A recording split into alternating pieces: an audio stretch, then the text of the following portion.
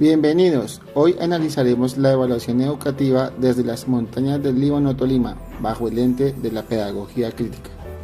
En Colombia, la evaluación vive una tensión entre el control administrativo, prueba saber y la necesidad de procesos humanos e inclusivos. Tendencias y tensiones, infografía comparativa, tensiones de la evaluación en Colombia, característica, evaluación estandarizada, prueba saber y evaluación formativa, procesos en aula.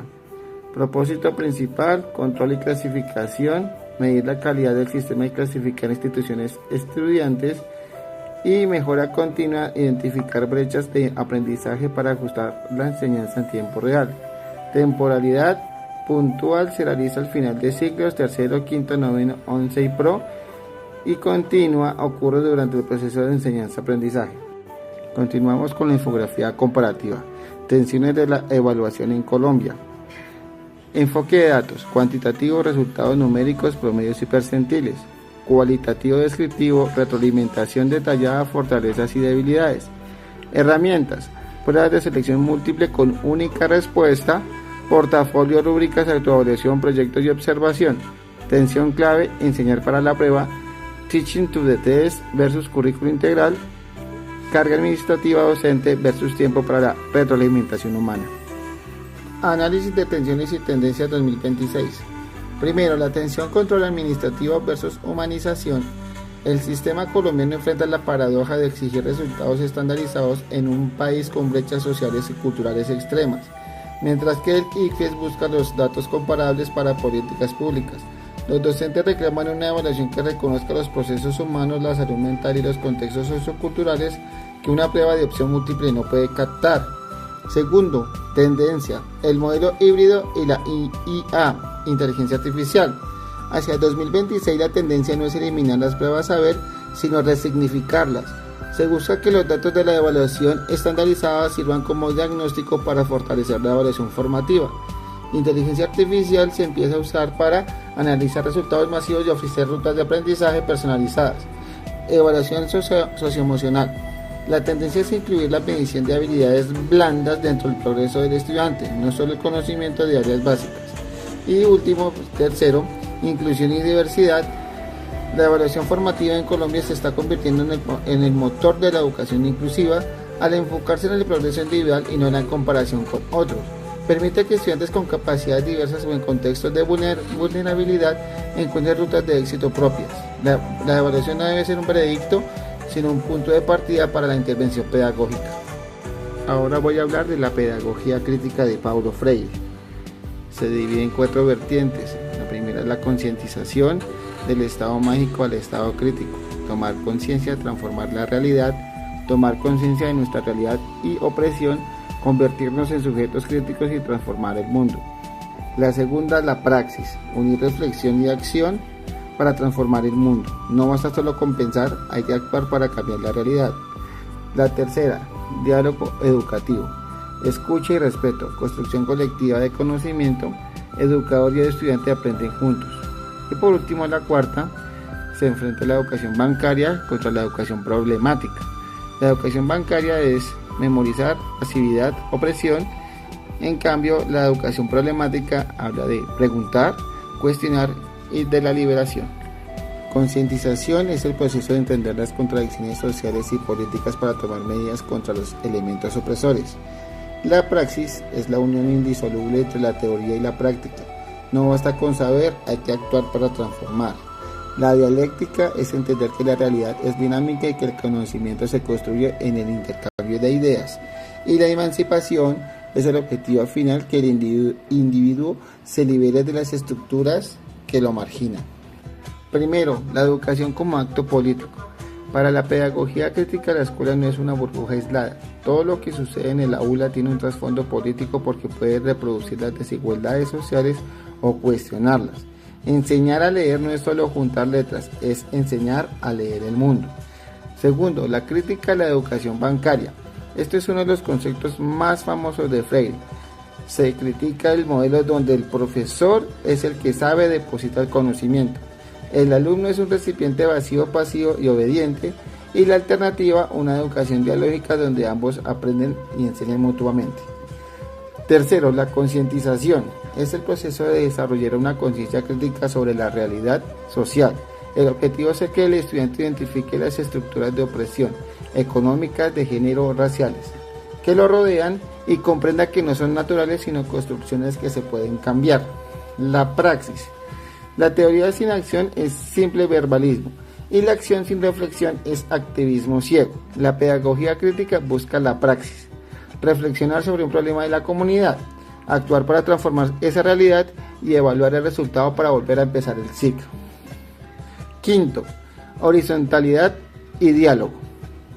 Se rompe la jerarquía rígida, el diálogo es la herramienta principal, no es una charla superficial sino un encuentro donde se respeta el saber previo del alumno, su cultura, su lenguaje, su contexto, para construir conocimiento nuevo desde ahí. Sexto, el rol del maestro como intelectual transformativo. El docente no es un técnico que amplía manuales sino un profesional comprometido con la justicia social. Su labor es provocar dudas, fomentar el pensamiento crítico, empoderar a los estudiantes para que se conviertan en agentes de cambio. Y en resumen de la meta final, el objetivo no es que el estudiante se adapte a la sociedad actual, sino que desarrolle las herramientas intelectuales y éticas para transformarla en una más justa y democrática.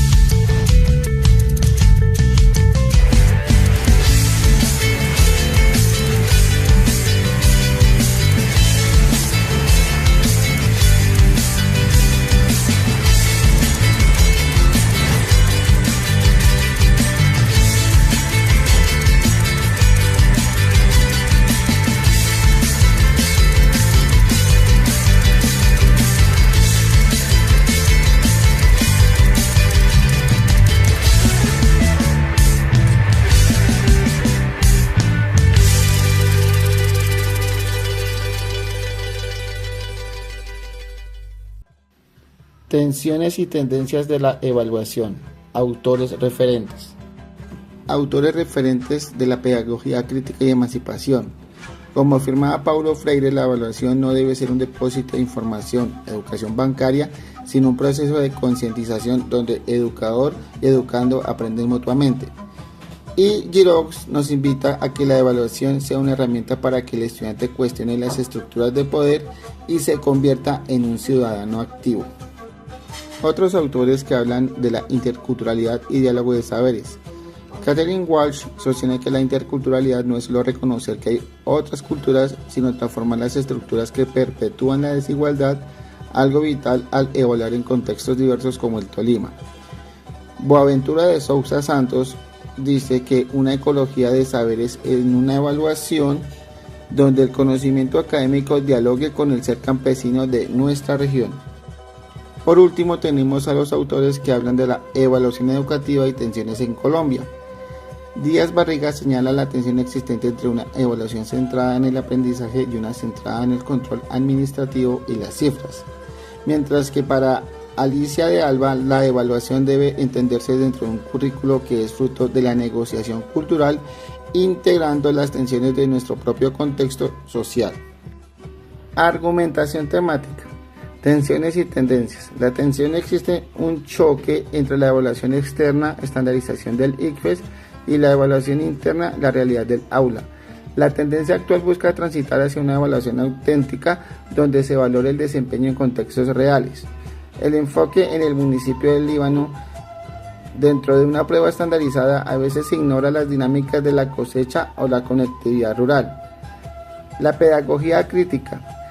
La importancia de la praxis dentro de la acción y la reflexión. Según los autores como Paulo Freire, la evaluación no debe ser bancaria, depositar notas, sino un proceso de concientización. El diálogo intercultural e inclusión. La evaluación debe ser interdisciplinar.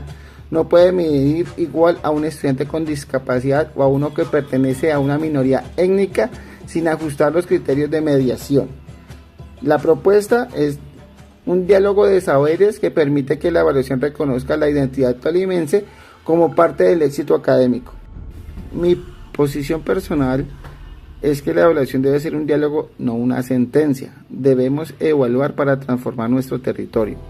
Desde mi perspectiva como educador en formación de habitante del contexto tolimense, considero que la evaluación en Colombia no puede seguir siendo un instrumento de segregación o una simple métrica de resultados estandarizados. En un territorio como el Líbano, marcado por la riqueza de su cultura cafetera y sus brechas de ruralidad, la evaluación debe transformarse en un acto de escucha y reconocimiento. Mi posición se alinea con una pedagogía crítica que entiende la evaluación como un diálogo de saberes, donde el éxito académico no se mide por la capacidad de memorizar, sino por la facultad del estudiante para interpretar su realidad y transformarla. No podemos pretender una inclusión real si evaluamos con los mismos parámetros a un estudiante de la zona urbana que a uno de la zona rural que enfrenta dificultades de acceso y conectividad. Por ello, apuesto por una evaluación intercultural e interdisciplinar que valore la identidad local, fomente el pensamiento crítico y deje de ser una sentencia para convertirse en un puente hacia la justicia social y la equidad educativa.